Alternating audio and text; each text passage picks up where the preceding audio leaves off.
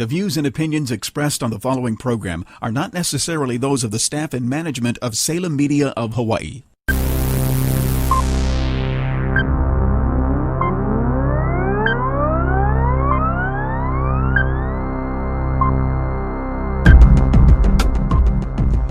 Aloha and welcome to Be Fit for Health. This is Bianca, your host. It's another great day and I'm excited to bring more information about your health and well-being. Today's show is going to be great because we're actually celebrating Prostate Health Month, and we want to bring to you as much information about that as possible. Today's show is going to cover a lot of different levels of information when it comes to prostate health. And I know a lot of guys out there are interested about this topic because the biggest fear is when you reach a certain age, you may develop prostate issues. And that's something that we like to try to avoid. And also the only way I think that you can avoid such things is by getting the proper information, especially from a medical doctor. And today we have such a person on our show. Lucky for us, we actually brought on Dr. Andrew Sun. He is, in fact, someone who has studied quite a bit on urology. He went to Stanford University School of Medicine, no small school there. He also studied at Keek School of Medicine. I hope I said that right. University of Southern California. He got his Doctor of Medicine there. And the University of California of Los Angeles, Bachelor of Science of Biology, cum laude. He's a very smart guy, obviously. And we're really excited to get, pick his brain and get every information we possibly can when it comes to our prostate health. He has recently moved to Hawaii. He's been a physician for at least 6 years. And he came in with his wife and 2 children, and where he completed his residency, his urology residency, also, and he's also, is giving us his time today, and I appreciate that. Dr. Sun, are you on? Yes, Bianca, thank you so much for having me. Oh my gosh, so I'm excited to have you. This is a topic that I don't think too many people understand. When it comes to our health, when it comes to the prostate, I'm not very familiar with it because I don't have that particular issue, nor will I have that issue, right? But I just wanted to bring you on because I think since this is the celebration of Prostate Month, and we want to be able to go over some of the information that may be the basic preventative, what happens when you get it, and what are the protocols that doctors usually put their patients through to get them to a place where they're either in remission or they are, clear from it. So thank you so much for coming on today again. Oh, no problem at all. So tell me, what do you exactly, where are you currently? Where are you working currently? Which hospitals are you affiliated with?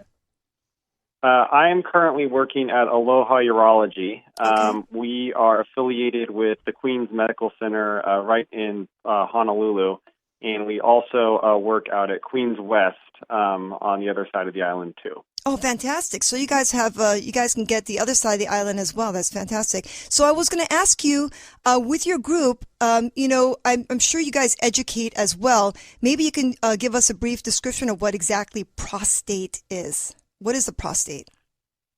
Right. So the prostate is an important part of the male reproductive tract. Okay. It's located just beyond the bladder, pretty deep in the pelvis. Most guys, you can't really examine this like you can some of the external genitalia, like your testicles. Right. The primary function of the prostate is really to secrete some fluid, such as citric acid, that contribute to the semen and help allow for fertilization. Okay. Additionally, the urethra runs right through the middle of the prostate and actually is connected to it by the ejaculatory ducts. On average, a guy's prostate is about the size of a walnut, so as you get older in life, it can become much larger, even as big as the size of maybe even a lemon. Really? And why would that Yes. inflammation or that size get enlarged? What causes that? So it's not entirely certain why it happens as men age, and it doesn't happen to everyone, but it's felt to be due to an imbalance in cell proliferation within the prostate.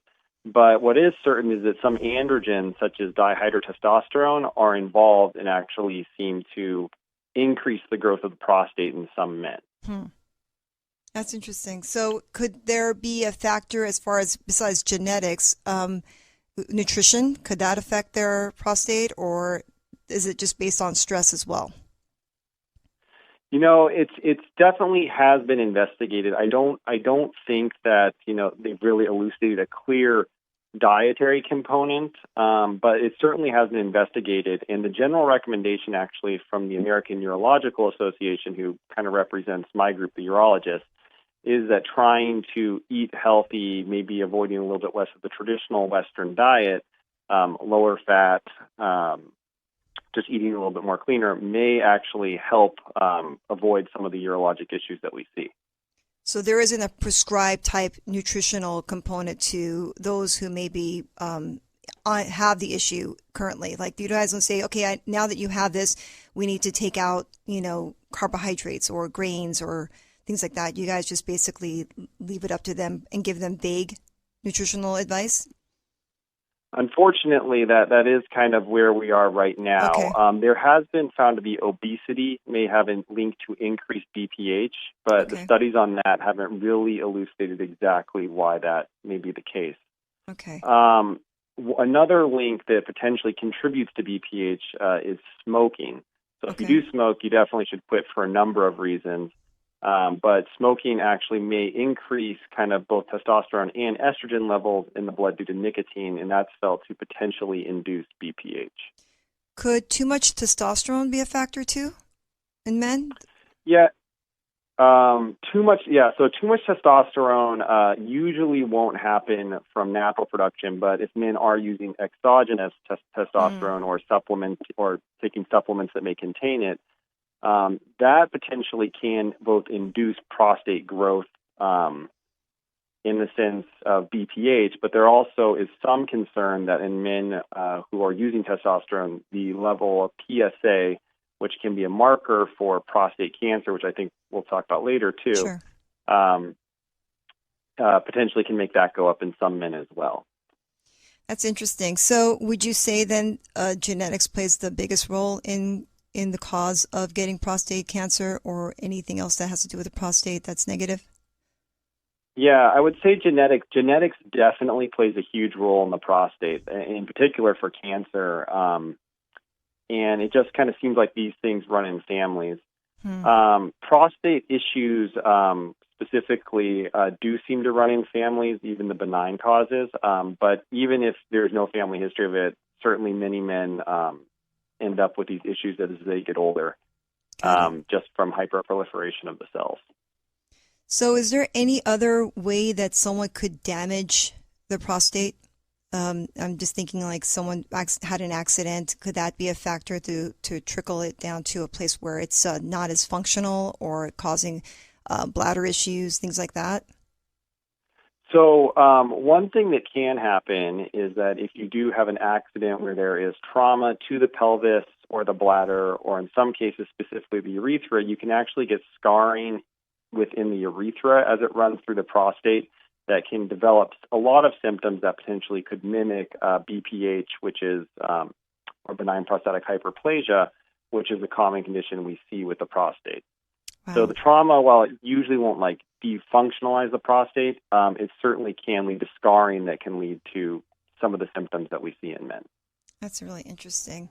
So what has your experiences been like with the time that you've been doing this for, past almost a decade, right? I would say round up a little bit. So what are some of the experiences that you've had when it came to the age factor? What was the common age that you've treated? Is it above 50? Have you had younger men have prostate issues? Yes, certainly. So it can really affect men of all ages. I'd say probably the youngest patients we've seen have issues could be in their 30s or 40s. That does remain pretty uncommon, though. Traditionally and most commonly, men in their 60s to 70s will really be the ones who start to notice an issue with the prostate. And when we're not talking about cancer in the prostate, some of the issues they start to notice is that because the urethra, and that's the tube that connects the bladder to basically the outside of the penis and allows for the evacuation of urine from the body, runs right through the middle, we oftentimes see a lot of changes and difficulty with urination as an early sign that something's going on. a lot of the men that we see will come in basically complaining, I'm needing to get up multiple times a night to urinate. They'll say, I'll get to the toilet because I feel like I need to go, but I need to wait for the urine to start flowing, or I may need to push down to get the urine out. They'll notice the stream is a lot weaker than it was when they were younger.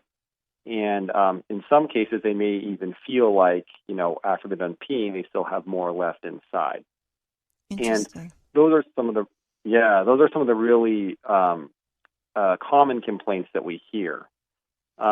Over time, as we see these men, and especially if they haven't been treated for quite a while, the bladder can actually start to get a little bit overactive because it keeps having to push against this obstruction to urinate.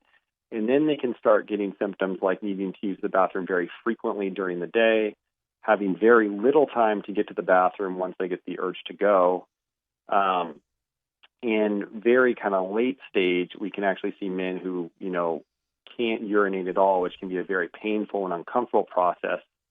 And when that happens and the bladder is really not emptying effectively, you can see these guys develop urinary tract infections, kidney damage, and formation of stones in the bladder, all of which are not good for them. Can this trickle to your kidneys?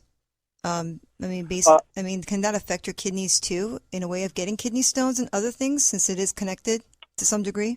Yes, it certainly can affect the kidneys.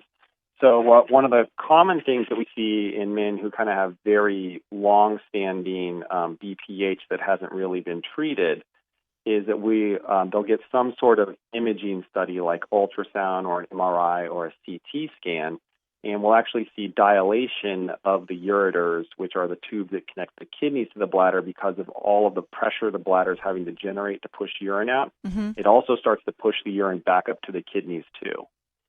And that pressure, and it's not good. No. And that pressure on the kidneys actually can impair kidney function and lead to chronic kidney disease.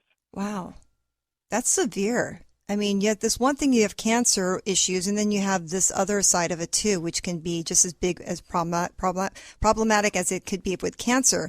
Can you recover from that once it gets to the level of the kidneys being somewhat agitated and not functioning at the optimal level? Yeah, certainly you can help these men recover some function. Usually once we're seeing that on the imaging, we usually counsel them that, you've had this obstruction probably for a very long time. It's been pretty severe, and, we can treat you and most likely relieve the obstruction using a few different things. But it is likely that there will be some lasting damage to the kidney. But we do tell them that, if we do treat you and we can get the urine flowing a little bit easier again and relieve that pressure on the kidneys, things shouldn't get any worse, and they usually do get a little bit better. Yeah, I can imagine the pain that they would be in. That's got to be so uncomfortable. Yes. Especially once they go into urinary retention for the first time, that can be very, very painful. Oh, I can't imagine. And then I'm assuming that there are some treatments that you guys have out there for the different levels of issues with the prostate. So let's start with the basic. Let's just say that they're having a hard time with, urinating, and they're starting to feel that discomfort, pain.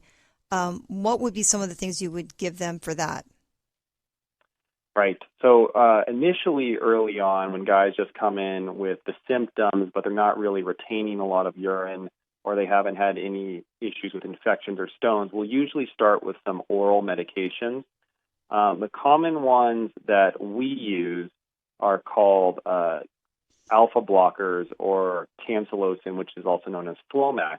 And this medication helps relax the muscle lining of both the bladder neck and the prostate, and really eases the passage of urine. And you can really, usually in these guys who are early in the course, can really relieve a lot of their symptoms with these kinds of medications. Another commonly used medication is something called finasteride, or another 5-alpha reductase inhibitor. And medications like these actually block the production of dihydrotestosterone and can actually shrink the prostate over time, which also can help kind of ease the passage of urine. There also are some kind of supplements that people can buy over the counter at the drugstore, which they may try to self-treat with themselves. Some of the more common ones are saw palmetto and Right. African plum. We, as urologists, typically don't use those because the evidence for them has been pretty inconclusive. Right. But certainly some patients come in and say they've been taking it, and if they think it helps. Generally, we haven't found these things to be harmful. I don't necessarily tell patients that they will help them, but if they say they're working for them, I mostly say, if you're happy, I'm happy. So I've never heard of the African plum. What is that? It is a plant that it has a much more complicated name that I can't pronounce. Sure. But I think it originated in Africa, and it's a plant extract that you just buy over the counter. Unfortunately, I don't know a ton about it. No, it's okay because that's really because I think we all know saw palmetto as helping with DHT blockers, and it helps all sorts of different. And what about pumpkin seed? Yeah. Does that help too? Have you heard much about that? No, I haven't come across pumpkin seeds, but I will say there is a long, long list of phytotherapy is, I think, what we usually call it, of plant extracts that potentially can help with the prostate. And there is some evidence that some of these can help reduce potentially any inflammation in the prostate and may help some symptoms. Right. But as far as kind of the really in-depth studies that have been done on it, it's hard to say which ones really work, which ones don't. And a big part of that, too, is that the way they're administered or the milligrams of whatever the active ingredient is highly variable between whatever product you buy. So that's usually why we'll usually go with, the alpha blockers or the 5-alpha reductase inhibitors because, we know the dosage, we know how much you should get. We can counsel appropriately about the side effects that men might have and kind of go from there. Yeah, it's really hard because you don't know the processes of when you take something orally, how the stomach reacts to it. By the time it gets to the digestive system and by the time it gets to where it's supposed to go, you don't know what level of quality it's penetrating to the area where it's supposed to help.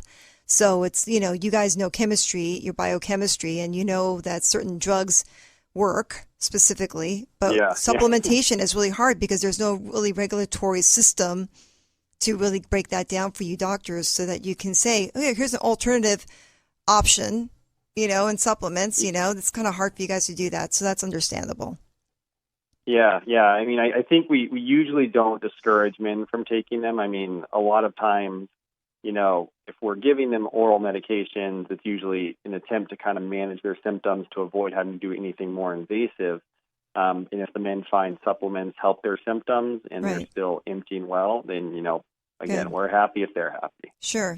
I would even add it's helped women is cranberry. Cranberry helps with the bladder stuff. It usually helps with getting rid of certain things.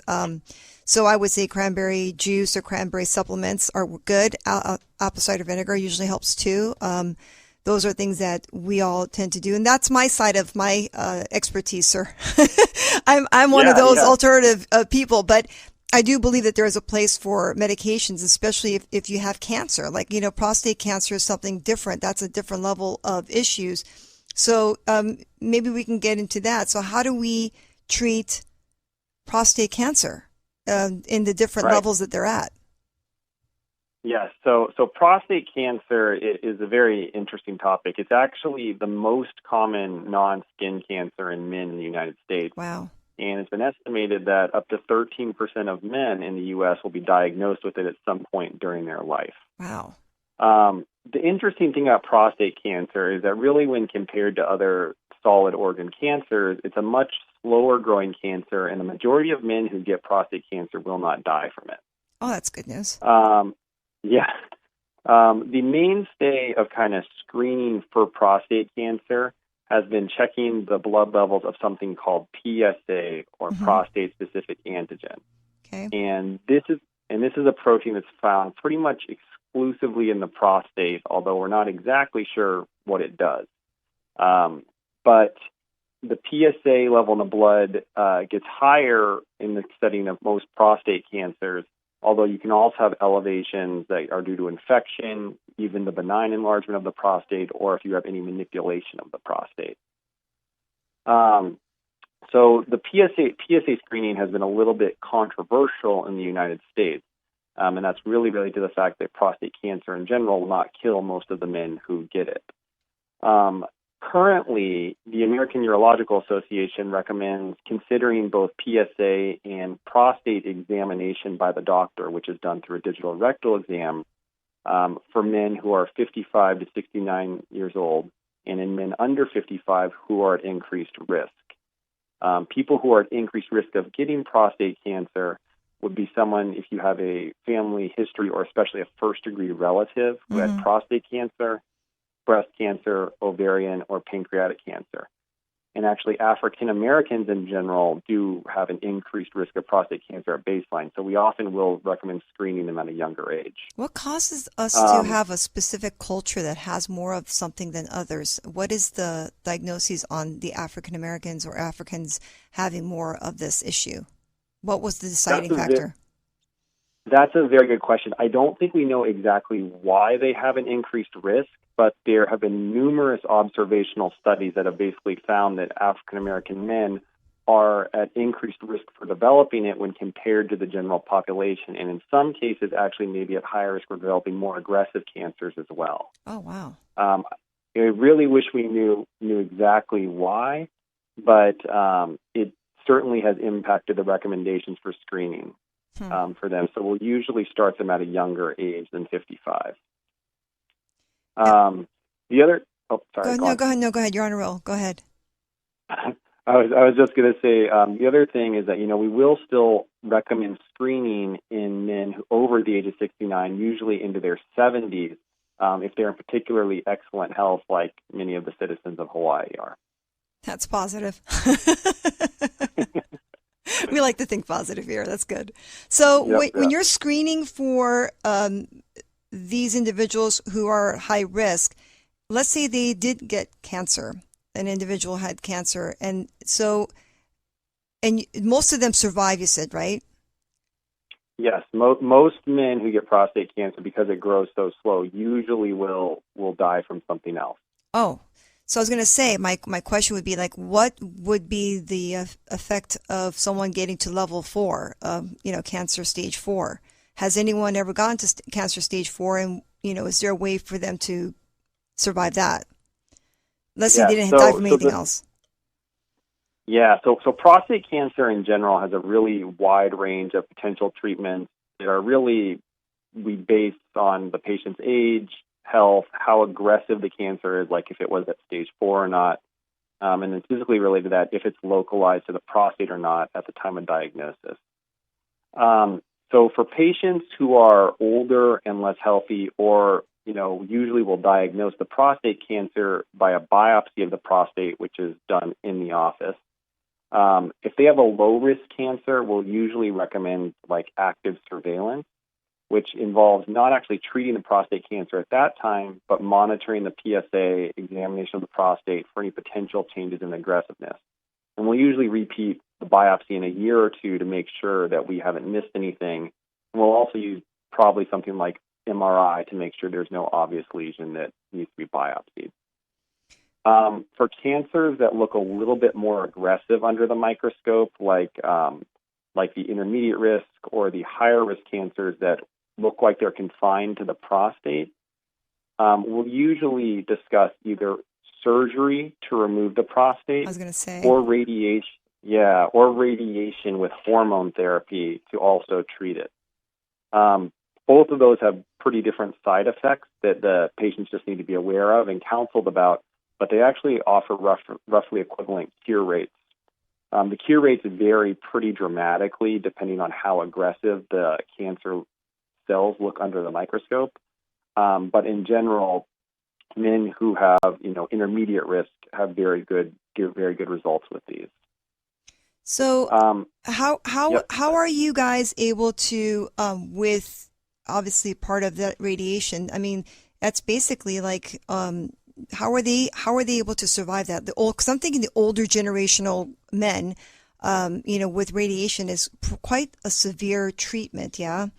Do you guys supplement that with other things to keep their energy levels and their hormone levels and their health? Because I'm sure their immune system is also being compromised as they're doing this kind of treatment. What other things do you guys do with that in your clinic?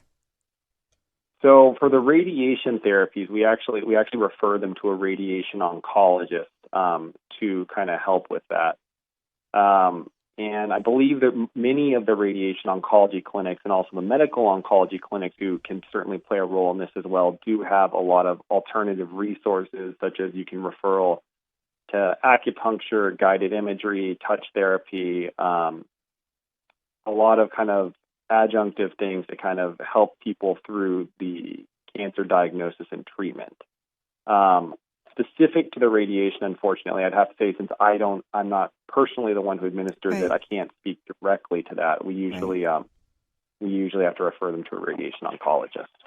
So that's kind of interesting that that your group or the group that you sent them to do that, because that to me is almost like Chinese medicine is very interesting too, because the way that they treat their clients.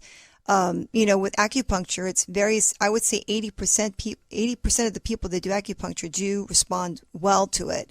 There is a small percentage that don't get the reaction they need from it. And so it's interesting that you guys would, being Western medicine, that you would allow, Eastern medicine to be a part of that. That's awesome. Yeah, I definitely think that, especially for cancer patients, though I'm not exactly sure about Eastern medicine treatments treating the exact cancer itself. Right. But they definitely can play an important role in helping cancer patients get through their treatments, get through their diagnosis, and kind of just put them in a better frame of mind. They're able to do more. They're able to be more active. They're able to potentially even undergo more therapy with use of a lot of these complementary medicine techniques that, traditionally aren't really under the Western umbrella. Yeah. And, along with that, too, if I can add, just for the sake of me having experienced a stage 3, not myself personally, but someone very close to me, stage 3 brain cancer, they had gone through, they put wafers in his brain and they gave him the supplement for the cancer treatment in pill form instead of it being through injectable. And so I saw him deteriorate a little bit through the treatment. And so, of course, the hormones also go down. So I was able to give him supplementary hormone I'm not a doctor, but I gave him something you get from a supplement store for testosterone support. And it really changed it. His energy went back to normal. He was working out, and it was really interesting how that works. Not every cancer is the same, so people don't say what I'm saying. But what I'm trying to link it to is that your hormones play a huge role in the way that your body responds. And if your prostate is connected to the hormones and your prostate has cancer and you're getting treatments for radiation, I think it's really interesting that you guys are having the modalities of acupuncture, plus they probably put them to some kind of nutritional component too, because they say like kale and cabbage and things like that are good at fighting cancer, or at least helping aid that. There are certain foods that help with people that have cancer to reduce their levels of getting worse, or at least helping them nutritionally so the body can combat it immune-wise. So there's a lot of things out there that I feel like it can complement Western medicine to a lot of degrees, but there's no place that takes the place of, chemotherapy or radiation. That's unique in itself, but having other things that complement it makes it a big difference, I think. Yeah, and I think getting back to your question about the stage 4 cancer and actually the hormones you brought up, prostate cancer certainly is very involved with the kind of androgens in men. And actually, when you do get stage 4 cancer, or cancer that's really spread outside of the local neighborhood of the prostate, like to the bones, to the lung, potentially to other organs, we do oftentimes utilize hormone blocking therapies in men to kind of slow down the prostate cancer and put it into remission. And they're actually a big part of it is that because the prostate cancer, at least early in its course in most cases, is dependent on signals from the androgens to actually grow and invade other structures. When you actually give men, there's a large number of them, and they, some block all the androgens, other ones block some of the androgens. When you use these medications, you usually can buy these men at least a few years of a pause in the progression of their disease. And if they're having any symptoms from the spread of the cancer, like bone pain or lung issues, if it's spread there, you usually can improve those things as well. Wow. And for stage 4 prostate cancer, these hormone therapies are typically what we use first. Yeah, that would make sense. While there are a lot of side effects associated with basically, messing with the hormones to treat the cancer, the side effects generally tend to be a little bit less severe than the alternative, which is usually systemic chemotherapy through a medical oncologist. Have you guys ever dabbled with stem cell treatments to help with that area for replenishing or regenerating the cells that may have been infected that are so they can have healthier cells in its place? Because So go ahead. Oh, go on. No, I was just going to say, because I have experience with stem cells myself personally, and because I have fibromyalgia and I have a lot of neurological issues and so and other slew of stuff too. But I did the mesenchymal stem cell through the donor of the umbilical cord, and they injected me with 50 million stem cells, and then they gave me basically, ultimately, within the year, I had about 1 billion new stem cells in my system, which made a huge difference in the way I felt. But I don't know what it's like with someone who would have cancer and how that would work. Right. So stem cells, I think, are generally considered to be still pretty investigational for the treatment of prostate cancer. But there actually is one treatment which was pretty interesting, and it's not for every man who has prostate cancer, but certainly some men who have metastatic prostate cancer. There's something called supplemental T, which actually takes the patient's own blood and reprograms some of their immune system to directly fight against the cancer. It's a pretty novel treatment. Again, it's not for everyone who gets prostate cancer that spreads, but it certainly is an option for some men. Oh, that's interesting.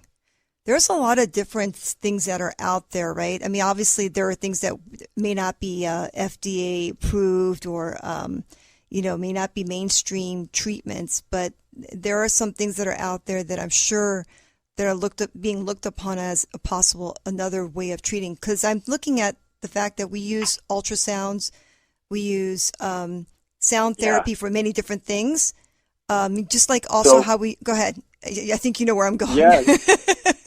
Yeah. So ultrasound, actually, there are some for prostate cancer that is still confined to the prostate, and we have on imaging a clear target we could hit. There actually is some investigational studies being done into something called HIFU, which uses high-frequency ultrasound waves to directly target and kill the tumor in the prostate. When I was at Stanford, there was a trial ongoing investigating that. I don't think it's officially made it into the guidelines yet, but we do, if patients are interested in those sorts of things, we do bring it up. Unfortunately, I don't know of anywhere in Hawaii that currently is offering that kind of investigational treatment, but it does seem like something that's up and coming. Yeah, because there has to be something else besides medication, right? There has to be something else besides radiation. There has to be some technology going towards, because we're in a digital age, right? We're living in a digital world. Everything is quick and everything is responsive in a matter of microseconds. Why not have that in that sense with our health and technology to help treat specifically outside of cancer, kidney stones? We do ultrasound, right? We help break out the stones into small pieces so it can pass. Yep. In that concept, in that idea, in that family, I know that I personally have been dabbling with energy medicine to help with the communication levels of the nervous system. It's called electroacouscope. I don't know if you've known of it, but there's a gal here in Hawaii that does it. She's helping doctors have in their offices where they help patients with pain or inflammation or injuries and things like that, where it helps recover faster. Just because you're allowing through frequency delta, beta, theta, and having the nerves basically measured, and then seeing if there's any electrical response, and then if there isn't, then you add to it, and it gives your body back to communication again. This is technology that's out there. Just would love to have it even more so in Western medicine treatments of certain types of ailments like the kidneys or the your prostate. Yeah. I mean, I'm not personally aware of any ongoing trials with that, but I certainly think that there is an important role for it. And actually, kind of when looking up some of that for this show, I did see that at least at the Cleveland Clinic, there was an ongoing trial for prostate cancer patients and Reiki therapy. Although I don't think it actually published any results yet. But that would be interesting to see as well. Interesting. Yeah, that would be, wouldn't it? I'm curious to see what else is out there, because there's got to be some other things that they're coming up with. So besides energy medicine and sound medicine, I mean and then we talked about regenerative medicine, which is the stem cells. There is so many things that are out there that are coming up, and I'm starting to come across more and more medical doctors who are open to trying other things too, because the side effects of some drugs, like I can't take medication too much. If I do, I have to take it at the very low dose because my system is so sensitive that if I take multiple medications, I'm a mess. My body doesn't like it. And there's a lot of more people becoming sensitive to medications. And I think, when you're at that extreme level, when you have cancer, I think you need to do what you need to do. But avoidance is the best medicine if you can prevent it, right? And if we can prevent it, do you have any suggestions on what we can do to keep our men from getting prostate issues? Yeah, so prevention of prostate cancer in particular has been a really pretty, at least, investigated area from an epidemiologic standpoint. And, there were a few different trials done looking at it. And I think traditionally a few different things like vitamin D possibly can be protective against prostate cancer, although most men hopefully get plenty of that in Hawaii with the sunshine. You would think that. Unfortunately, there were a few things that didn't quite pan out. So both selenium and vitamin E at one point were investigated as potentially being able to help prevent prostate cancer. But those didn't pan out, and actually vitamin E in particular, supplementation seemed to be associated with a slightly increased risk of the disease, although it's not really clear whether it increases it, but it certainly did not seem like it decreases it. Smoking is thought to be potentially a risk factor for prostate cancer, but that's also been a little bit controversial. And kind of similar to BPH, obesity and kind of a Western high-fat diet also has been in epidemiologic studies associated with the development of prostate cancer, but when they really are trying to pin it down with the more well-controlled studies, that association's been a little bit harder to prove. But eating clean, a little bit less fat, less of a traditional Western diet potentially could be protective. Interesting. That's that. Well, again, for me, you don't know me that well, but for me, my background, nutrition is key to a lot of different things. And I think food is medicine. And unfortunately, a lot of our soil is not as enriched with minerals. And so the foods we consume are not as full of life as we'd like. So people are going to like these non-GMOs and organic, but sometimes I wonder too as to how much enriched food those items are. Because again, we do take a lot of our medication derive from plants and, roots and things like that. If we were to go back to Chinese medicine, but it is in the biochemistry world, it is concocted into some chemicals and some natural products to make our medications. So, it's a matter of choosing your medication from natural source or from the chemical source. So, I'm going to take a really quick break. It's like 30 seconds, so don't go anywhere, doctor. And when we come back, I kind of want to have your closing thoughts and what you think about, for men's health and their prostate and their well-being. So when we come back, think about that. You've got 30 seconds to put it all together. No pressure. Okay. No all right. problem. All right, audience, we'll be right back. Have you heard of microcurrent therapy? If you suffer from chronic pain, arthritis, sports injuries, ligament injuries, or migraines, the electroechoscope can help. This non-invasive treatment system is drug-free and shows no negative side effects. If you are seeking pain relief and want to boost your immune system, schedule a demonstration or consultation by calling Kelly, your microcurrent electrotoxologist, at 485-9697 or follow on Instagram at Kelly's Time. Make your appointment today. Hey guys, we're back. That was a quick break, but we're talking with Dr. Andrew Sun from Aloha Urology, and we're talking about the prostate and, all that is included. I mean, when it comes to prevention, to, what you take to keep yourself healthy, to who is susceptible to this, genetically or, culturally. And Dr. Sun, you said basically culturally the African-American men are the most susceptible to having some form of prostate issue. And that's kind of scary for their culture, I would say. Is there anything that they could possibly do to minimize that chances of them getting it? Or is it just out of their hands? I think, unfortunately don't know of anything that really works really well to prevent prostate cancer. I think the avoidance of smoking, trying to avoid obesity, potentially some vitamin D supplementation may be helpful. But I think the most important thing for them is just the discussion with their physician or even consultation with the urologist about screening at a little bit of a younger age. Yeah. And so that way, if they do develop a cancer, we can treat it sooner. And potentially, if it was an aggressive cancer that would impact their life, we can really get it under control. So my other question was, too, and this was in the back of my head, and I don't want to sound like I'm being culturalist here, but how about the Hawaiian culture? Because, there is a certain level of nature here that we are lucky to have, fresh fish, and the types of diets that we eat.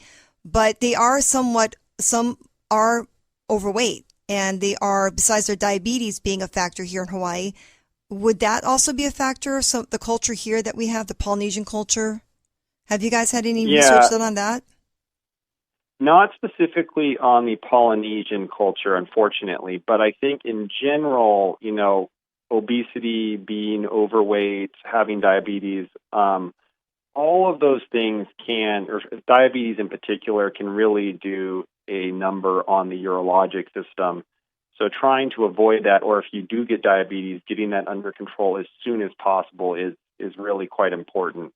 One thing that I have noticed in my practice here is that a lot of men who do have kind of poorly controlled diabetes, it will be kind of hard to tell how much of their symptoms of maybe needing to frequently urinate at night is related to potentially a prostate issue versus just making a lot more urine because they're spilling so much glucose into it.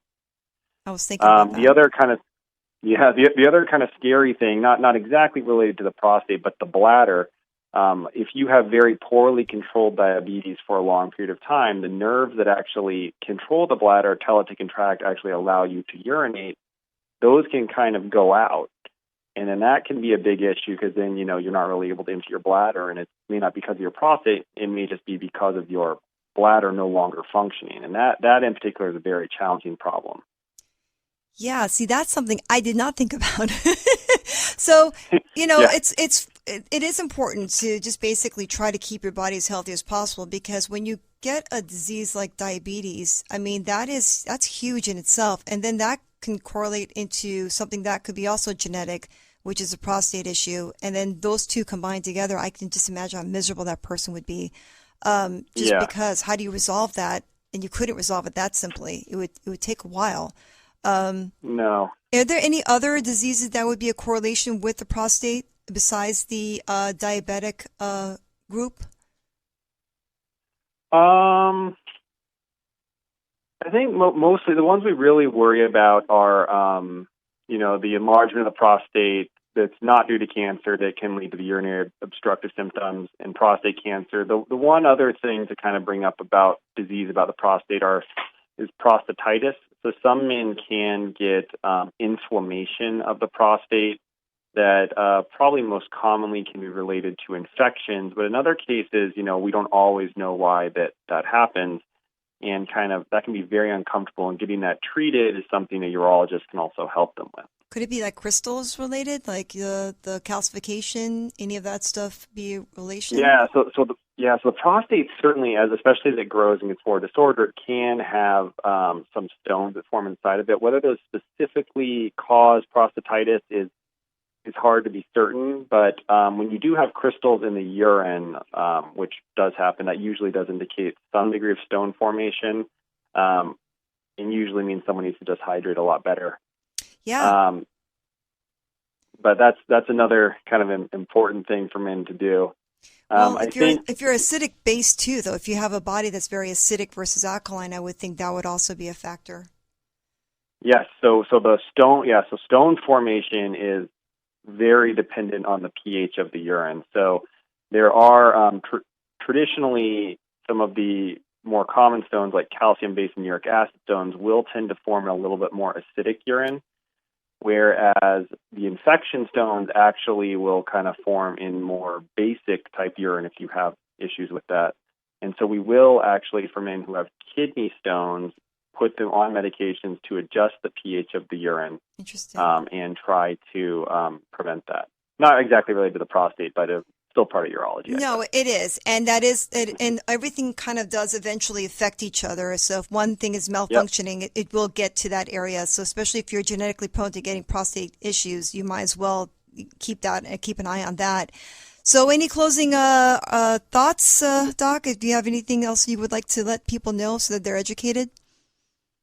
I think just since it seems like really the theme is kind of like prevention and taking care of yourself, I think, there's just in general for the entire urologic system, men trying to stay really well hydrated, help prevent kidney stones, keep everything flowing, trying to exercise, avoid that obesity, reduce stress, eat healthy, specifically things like caffeine, alcohol, and even some spicy foods can irritate the bladder. Red meat and high-fat diets can increase the risk of kidney stones, and not smoking.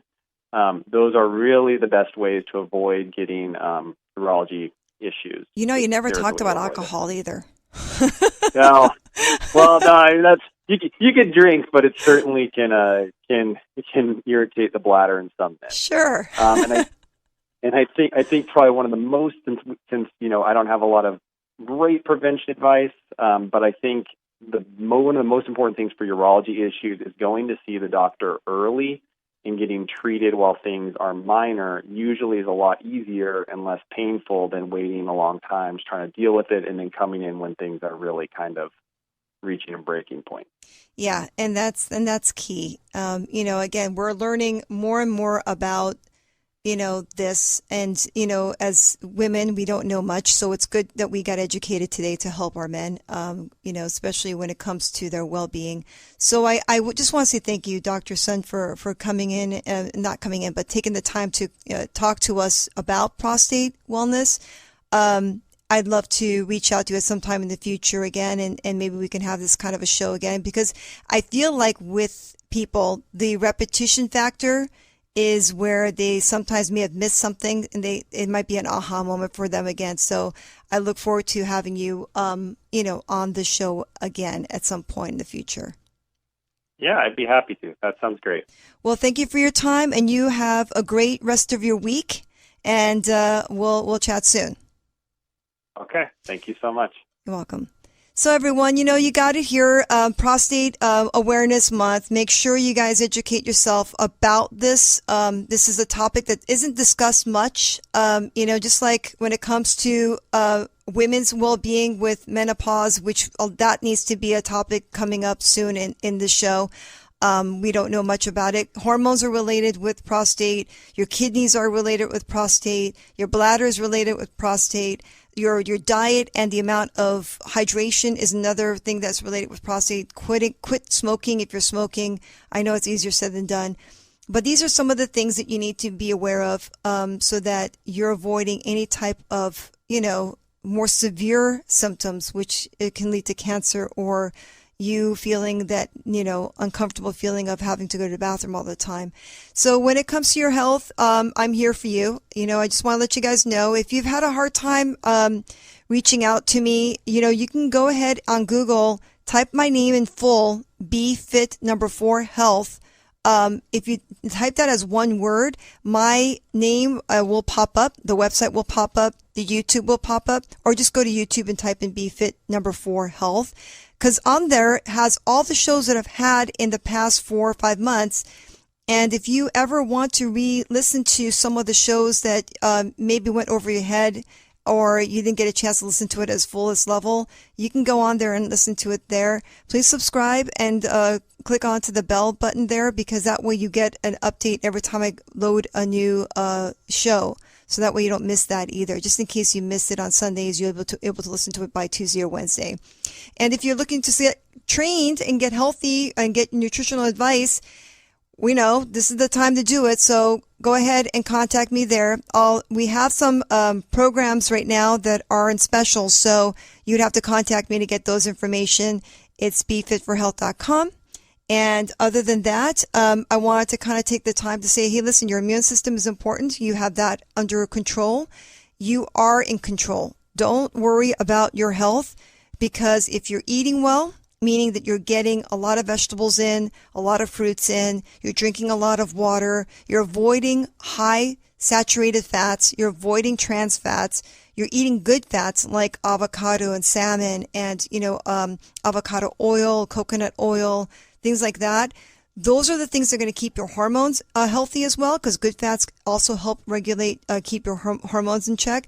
But if you're also eating well in a well-rounded Mediterranean type diet, you are going to be able to get the right nutrients in. Second, get sleep. Make sure you're sleeping 7 to 9 hours. They did have a study that if you sleep about 7 to 9 hours, you are 3 times more able to build your immune system and able to take in better quality of health based off of the fact that your body's been able to regenerate, recover. So those are important things. And the last thing I want to say is that you got to have a positive attitude on things. Think about things in a fresh light, in a fresh perspective, because we're listening to the news. We're getting bombarded by a lot of negative images, a lot of negative thoughts. People are being sick, or you're seeing the protesters looting or breaking things out. Remember that your bubble is safe. You got your family, your friends, everyone loves you. Think positive so that your well-being starts from the thought to the body. On that note, I want to say thank you for taking the time to listen to me today. I appreciate you. I want to wish you good health. Make sure you take care of each other, take care of yourself, and have a great, great rest of the week. Aloha.